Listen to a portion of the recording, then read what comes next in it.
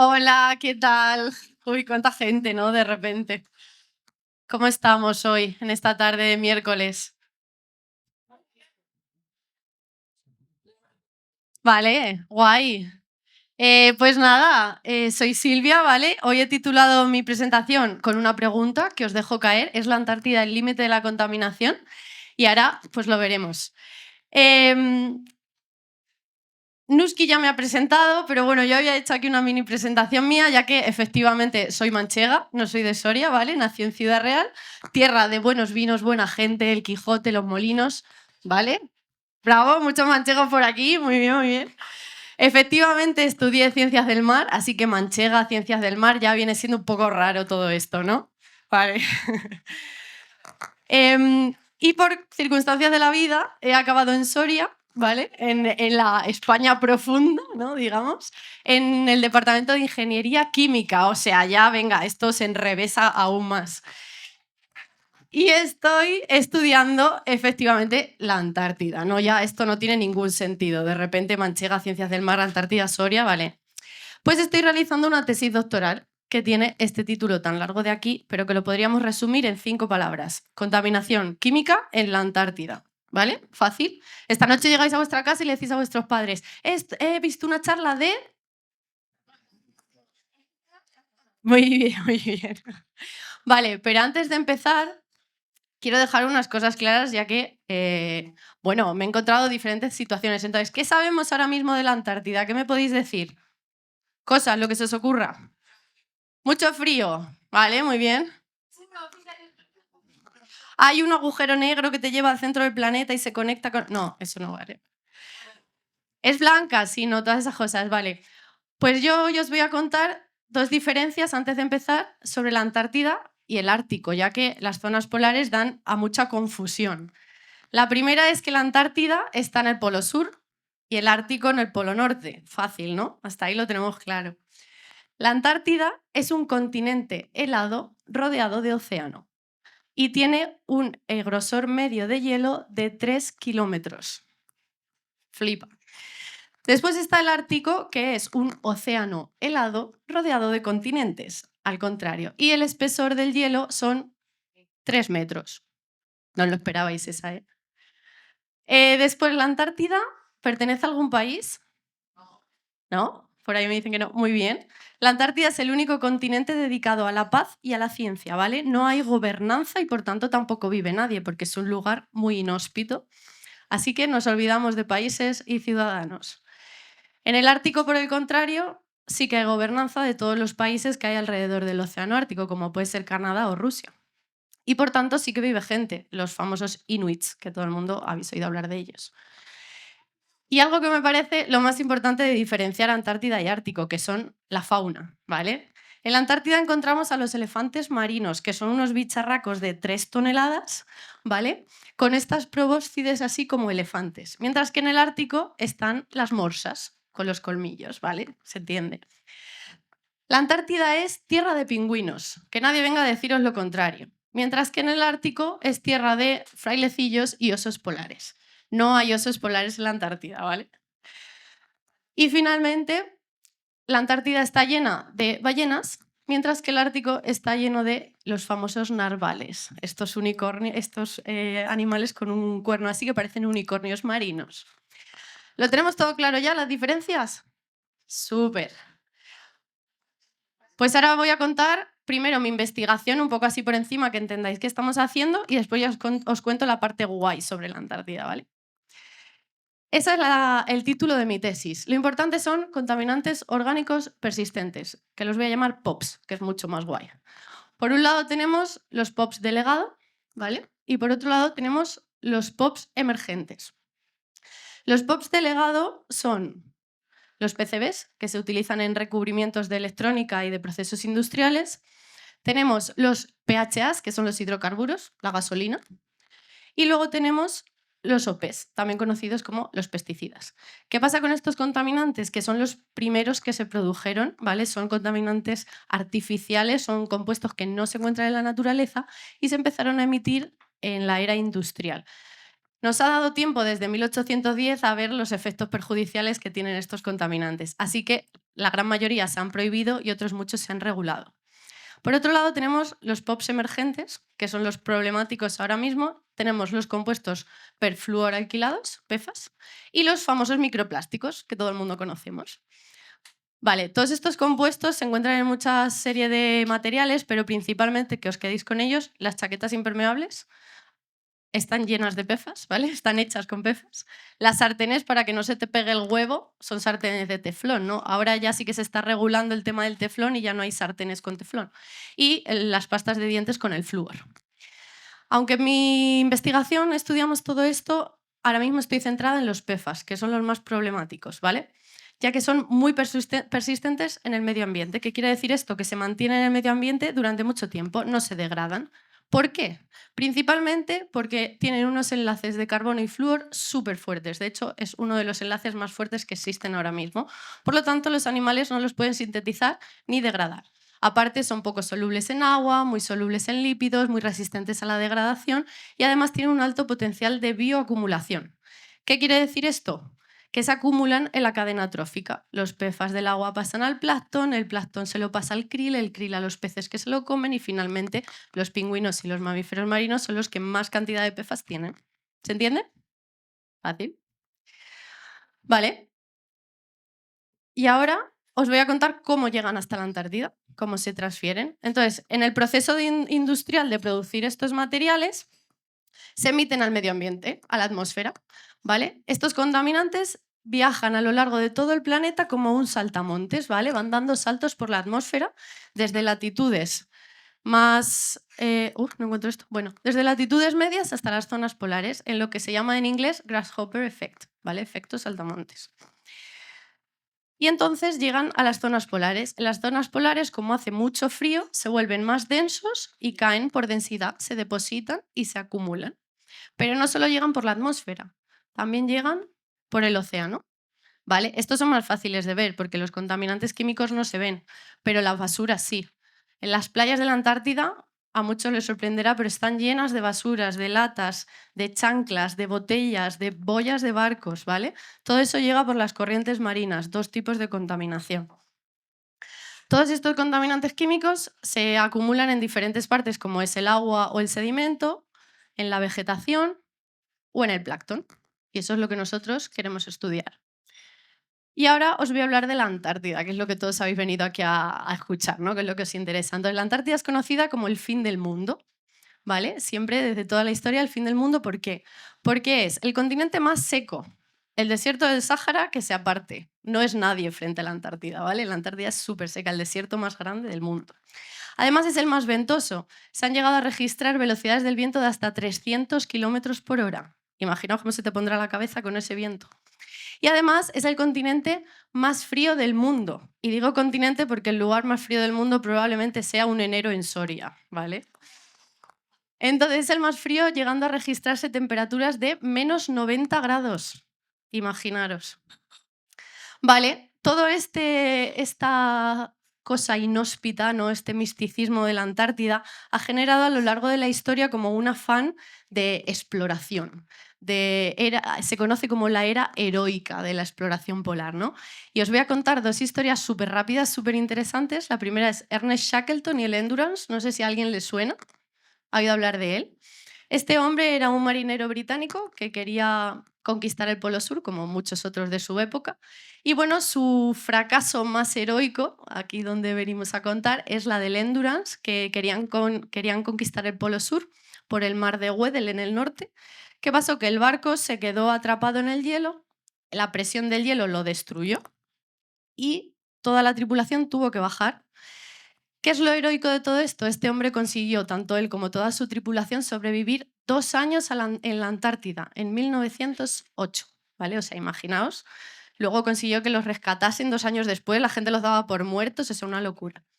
Y luego tenemos la otra historia más importante de la exploración antártica, que es la batalla en la conquista del Polo Sur de Scott y Amundsen. Scott era un marinero británico, ¿vale? Que quería conquistar el Polo Sur también. Amundsen era un oficial de la Marina noruega. Y los dos lucharon por ver quién llegaba antes al Polo Sur. Uno por el norte y otro por el sur. La historia es muy interesante, pero os adelanto ya ¿Quién ganó? ¿Quién creéis que ganó? ¿Amundsen? ¿Scott? Pues como buen noruego con experiencia en el hielo, ganó Amundsen, que llegó un mes antes que Scott al Polo Sur, plantó su tiendita, su bandera de Noruega y le dejó una nota diciendo ya he estado aquí. Así que imaginaos la depresión que agarró Scott, que a la vuelta todo fue mal y falleció. Así que, en fin. Pero bueno, las cosas ya no son ni tan heroicas, ni tan glamurosas, ni tan espectaculares, ¿vale? Ahora al fin del mundo pueden llegar hasta turistas, imaginaros, ¿vale? Los investigadores, ¿cómo llegamos hasta allí?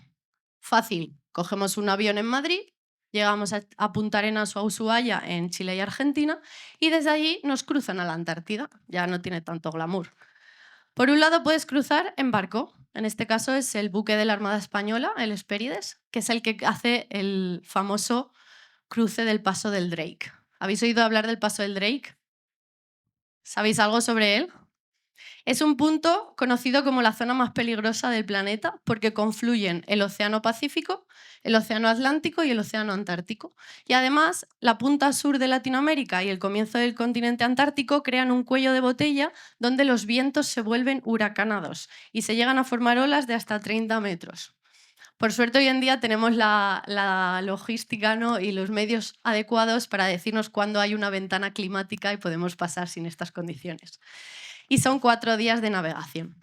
Pero normalmente los investigadores y las investigadoras cruzamos en avioneta, ¿vale? Que es simplemente un vuelo de 2 horas que te cruza de Punta Arenas a la Antártida. Solo hay una condición aquí y es que tiene que hacer buen tiempo, ya que como sabéis en la Antártida no hay nada, no hay un aeropuerto ni torres de control. Por tanto, los pilotos tienen que tener buena climatología para poder ver dónde están aterrizando, ya que como veis ahí tenemos una pista de tierra para aterrizar, ¿vale? Y cuando llegamos a la Antártida, pues la verdad es que podrías estar llegando a la Antártida o a un polígono industrial de cualquier ciudad, porque no tiene ningún tipo de glamour. No se ha puesto el vídeo, pero bueno, ya os digo que parece un polígono industrial. ¿Dónde realizamos la investigación? Cuando hemos llegado a la Antártida, nosotros normalmente vamos a las islas Shetland del Sur, ¿vale? Son unas islas enfrente de la península antártica y son famosas porque tienen durante el verano austral, en los meses de enero a marzo, digamos que son zonas libres de hielo, ¿vale? Entonces ya no vemos esta imagen que tenemos todos de la Antártida, que es blanca y llena de hielo, sino que está llena de playas de arena negra, praderas de musgos, lagos de aguas cristalinas. Y aquí es donde se concentra la mayor parte de bases de investigación del mundo. España concretamente tiene 2. Una en la isla Livingstone, que es la base Juan Carlos I, donde el año pasado, cuando fuimos a la Antártida, estuvimos un par de días de impas. Y luego está la base en la isla de Decepción, la base Gabriel de Castilla, que la lleva la logística los militares. Pero ese no era nuestro destino final. Nuestro destino final para la investigación era la península de Bayers, en el campamento Bayers. ¿Qué pasa con esta península? Esta península es una zona de especial protección antártica. ¿Qué quiere decir? Tiene tanto valor a nivel ecológico, biológico y de biodiversidad que se quiere proteger. Por lo tanto, al año solo pueden ir 12 personas, que tienen que pasar un montón de protocolos, pedir un montón de permisos, porque lo que se intenta es que haya el menor impacto posible para preservar la biodiversidad. Por tanto, allí vivimos durante un mes para realizar nuestra investigación en estas tiendas de campaña, durmiendo en un pequeño saco de dormir con una esterilla. Esa fue nuestra casa durante un mes. Aparte de estas tiendas de campaña, teníamos 2 pequeños iglús de fibra de vidrio que no eran más grandes que este escenario, donde podíamos compartir las actividades, pues, de comer, de charlar con los investigadores, incluso hasta un pequeño laboratorio. Y ahora, ¿cómo es la vida en el Campamento Internacional Bayers? Pues allí, como os digo, es un espacio natural, salvaje, rodeado de flora y fauna. Te puedes encontrar con un montón de especies de aves que acampan a sus anchas por allí. Esta es una escúa que se nos posó al lado mientras estábamos cogiendo diferentes muestras de suelo. También convives a diario con elefantes marinos que rodean todas las playas de la península, ¿vale? Este es un elefante marino macho que pesará alrededor de unas 3 toneladas. No se mueven, no hacen nada, se pasan el día ahí de chill. Luego también convives día a día con pingüinos. En este caso, los pingüinos barbijo y papúa son los más característicos de esta zona. Puedes ver mogollón de ballenas desde la orilla todo el rato. Y si tienes mucha suerte, como nos ocurrió a nosotros, podemos ver la famosa foca leopardo, que no sé si habéis visto Happy Feet, pero es una de las, o sea, es la foca más peligrosa que existe. Pues ese día estaba tranquila ahí en la orilla tomando el sol. Esa es un poco la vida en el campamento. Y ahora yo he ido allí a investigar, ¿no? No he ido a echarle el rato. Entonces, ¿dónde he estado buscando esta contaminación que ahora estoy estudiando en Soria? Lo primero es que cogimos muestras de vegetación. La Antártida antiguamente, hace muchísimo tiempo, cuando Pangea y demás, era un bosque tropical, ¿vale? Pero a día de hoy la única vegetación que hay son líquenes y musgos, o sea, no hay grandes árboles. Entonces cogimos muestras de esta vegetación.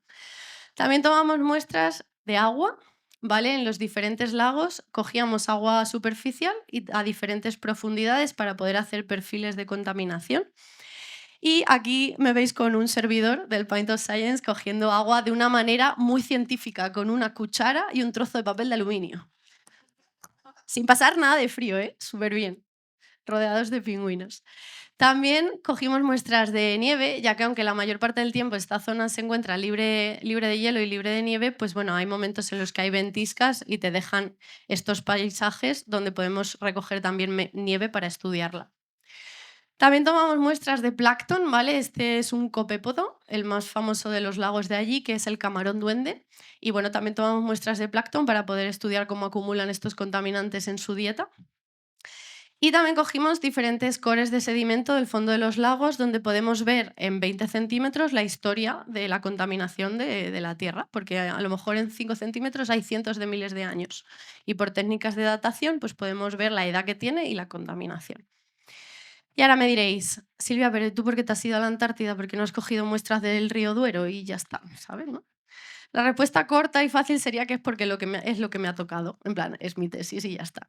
La larga es que es importante estudiar la Antártida, ya que todos sabemos que es un lugar natural. Es verdad que cada vez está más impactado por nuestra presencia, pero no deja de ser un espacio natural donde podemos ver de mejor manera el impacto que está teniendo el cambio climático en el ecosistema y en el medio ambiente, ¿vale? Porque cualquier pequeña modificación de los parámetros naturales se ve de mejor manera que en nuestras ciudades. Por eso es importante estudiarla y además es importante estudiarla para conservarla, porque imaginaos, si nos cargamos ya la Antártida también, entonces ¿qué nos queda?